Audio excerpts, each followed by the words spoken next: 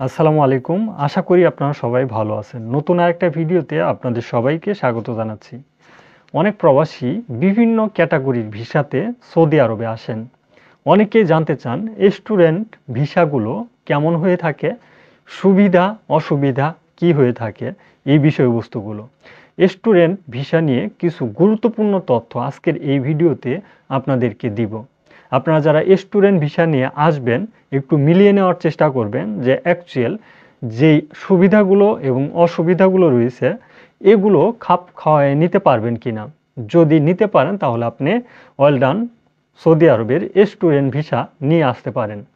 প্রথমে সুবিধার কথা আগে বলার চেষ্টা করি, কারণ সুবিধার কথা আগে বললে আপনারা অবশ্যই বুঝতে পারবেন বিষয়গুলো যে আপনার সাথে কি হতে পারে এবং কি হতে পারে না।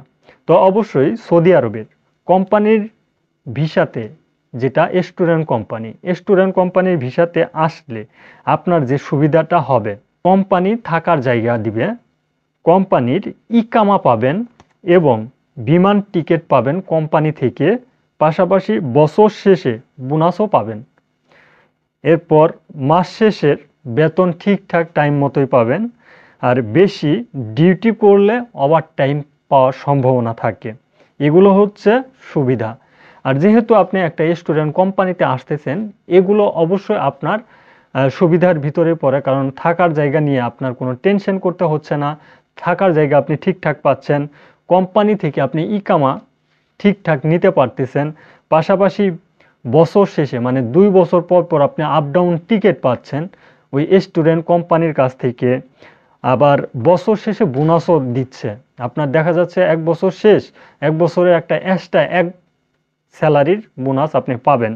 পরবর্তীতে মাস শেষেও আপনাকে ঠিকঠাক স্যালারি দিচ্ছে, প্রত্যেক মাসের স্যালারি আপনি প্রত্যেক মাসে পাচ্ছেন। আবার বেশি ডিউটি করলে ওভার টাইমে টাকা পাচ্ছেন। এছাড়াও হচ্ছে আপনার দেখা যাচ্ছে যে ব্রেকের টাইমে আপনার খাবার দাবারের যে খরচ, এটাও কিন্তু আসলে স্টুডেন্ট কোম্পানি বহন করে থাকে। এছাড়াও আপনি এক্সট্রা ইনকাম বলতে হয়তো সার্ভিস ভালো দিলে কোনো কাস্টমার আপনাকে হাদিয়া হিসাবে কিংবা বোনাস হিসাবে, টিপস হিসাবে কিছু দিতে পারে। এগুলো হচ্ছে সুবিধা। স্টুডেন্ট কোম্পানির এই বিষয়বস্তুগুলো সুবিধার মধ্যে পড়ে। আর অসুবিধার কথা যদি আমি আপনাদেরকে বলতে চাই, সৌদি আরবের প্রথম অসুবিধাই হচ্ছে আপনার 12 ঘন্টার ডিউটি প্লাস 12 ঘন্টার উপরে ডিউটি করতে হয়। এটা কিন্তু বড় ধরনের একটা সমস্যা। আর দ্বিতীয় নাম্বারের সমস্যাটা হচ্ছে কাজ ভালো না লাগলেও আপনাকে কাজ করতে হবে, কারণ আপনি কন্ট্রাক্টের মাধ্যমে কিন্তু ওই কোম্পানিতে আসছেন। যেহেতু স্টুডেন্ট কোম্পানিতে আসছেন, আপনাকে কাজ বাধ্যতামূলক করতে হবে। কাজ ভালো লাগুক আর নাই লাগুক আপনাকে অবশ্যই ওই কোম্পানিতে কাজ করতে হবে। অসুস্থতা অবস্থায় আপনাকে ওইখানে ডিউটি করতে হবে। দেখা যাচ্ছে যে আপনি গুরুতর অসুস্থ, 1 দিন কিংবা 2 দিনের ছুটি আপনি নিতে পারবেন, এরপরে কিন্তু আপনাকে কোনো ছাড় দেওয়া হবে না। যত অসুস্থতায় থাকেন আপনাকে অবশ্যই ওই কোম্পানিতে স্টুডেন্টের কাজ করতেই হবে। আর মন না চাইলেও আপনাকে সেখানে বাড়তি ডিউটি করতে হবে যদি বাড়তি ডিউটি থাকে। যেমন দেখা যাচ্ছে যে আপনার 12 ঘন্টা ডিউটি, এরপরে আপনার মন চাচ্ছে না ডিউটি করার জন্য, তারপরেও কিন্তু আপনাকে সেখানে ডিউটি করতে হবে। কোম্পানিতে প্রধান যে সমস্যাটা সেটা হচ্ছে ছুটি না থাকা। আমরা বিভিন্ন কোম্পানিতে দেখি সাপ্তাহিক একটা ছুটির প্রয়োজন রয়েছে, কারণ আমরা 1 সপ্তাহের যেই আসলে ঘুমের কথা বলেন কিংবা রেস্টের কথা বলেন, এগুলো কিন্তু একদিন আমাদেরকে অবশ্যই প্রয়োজন পড়ে। যদি স্টুডেন্টে আপনি ডিউটি করেন কিংবা স্টুডেন্ট কোম্পানিতে আপনি আসেন, সাপ্তাহিক বন্ধ নামে কোনো বন্ধ পাবেন না। আপনাকে সাপ্তাহিক কোনো বন্ধ দেওয়া হবে না। আপনি যেদিন থেকে আসবেন সেদিন থেকে আপনাকে আলাতুল কাজ করতে হবে। আলাতুল হচ্ছে আপনার আরবি শব্দ। আলাতুল মানে প্রতিদিন, আপনাকে প্রতিদিন কাজ করতে হবে। রেস্টুরেন্টে আসলে অন্যান্য প্রবাসীরা যে সুযোগ সুবিধাগুলো পায় সেই সুযোগ সুবিধা আপনি পাবেন না। যেমন অন্যান্য প্রবাসীরা বিভিন্ন ধরনের ঘোরাফেরা করার একটা টাইম পায়, আপনি ঘোরাফেরা করার কোনো টাইম পাবেন না। কারণ স্টুডেন্ট শুরু হয় কয়টার সময়, করে রাত 10টা 11টা 12টা পর্যন্ত কিন্তু স্টুডেন্ট খোলা থাকে। আর অলওয়েজ আপনাকে ডিউটি করতে হবে।